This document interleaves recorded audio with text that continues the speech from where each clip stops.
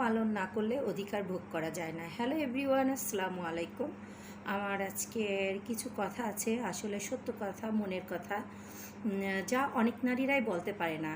আমি অনেক নারীর সঙ্গে প্রতিদিন ওঠা বসা করি।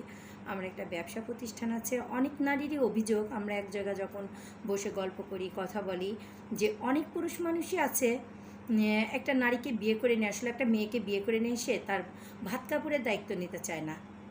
যেমন বছরে একটা নারীর কয়টা শাড়ি লাগে, কয়টা ব্লাউজ লাগে, কয়টা পেডিকোট লাগে, এই ধরনের কিছু মানে পোশাক আশাক প্রতিটা নারীরই দরকার হয়। এইগুলো অনেকেই পালন করতে চায় না। তাই তো বলি, দায়িত্ব পালন না করলে অধিকার ভোগ করা যায় না।